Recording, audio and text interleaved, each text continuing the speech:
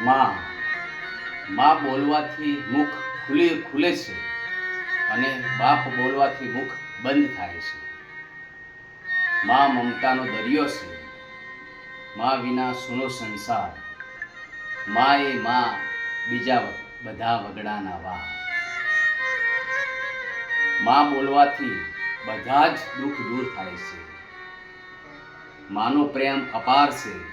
જ્યારે બાળક નાનું હોય ત્યારે માં ભીનામાં સૂવે છે અને બાળકને સૂકામાં સુવાડે છે. આ છે માં. જ્યારે જ્યારે શિવ અને શક્તિ, ભગવાન શંકર ભગવાન અને પાર્વતી મૈયા આ પૃથ્વી ઉપર પહોંચી વળતા નથી ત્યારે માં સ્વરૂપે એક માતાનો જન્મ આપે છે અને માનું એક સર્જન કર્યું છે અને જગતમાં માનું મહત્વ સમજાયું છે. મા વગર કશું જ નથી. માતાની તોલે કોઈ ના આવે.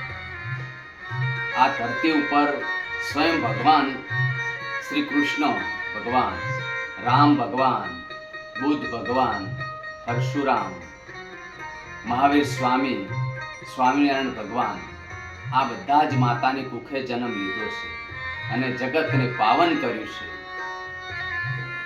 માએ બાળકના જીવનનું પ્રથમ શાળા અને પ્રથમ ગુરુ છે.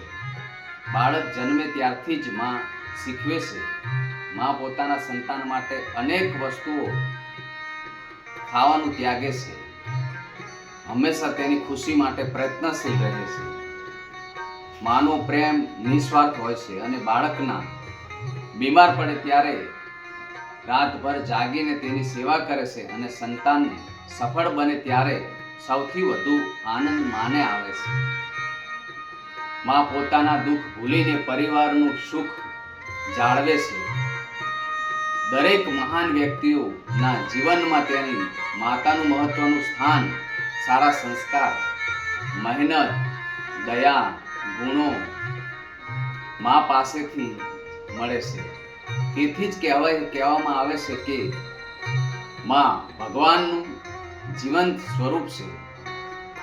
આપણને હંમેશા માનો આદર કરવો જોઈએ, તેમની વાત માનવી જોઈએ અને જીવનભર તેમની સેવા કરવી જોઈએ. માનો ઉપકાર ક્યારેય ચૂકવી શકાતો નથી. માનો પ્રેમ દુનિયાનો સૌથી નિસ્વાર્થ પ્રેમ છે. ભગવાન દરેક જગ્યાએ નથી પહોંચી વળતા ત્યારે માનું સર્જન કર્યું અને માનું ઘરનું હૃદય છે. માં આશીર્વાદથી જીવનમાં સફળ મળે છે અને માં વગરનું જીવન સુગંધ વગરનું ફૂલ જેવું છે. માનું સ્થાન દુનિયામાં કોઈ ના લઈ શકે.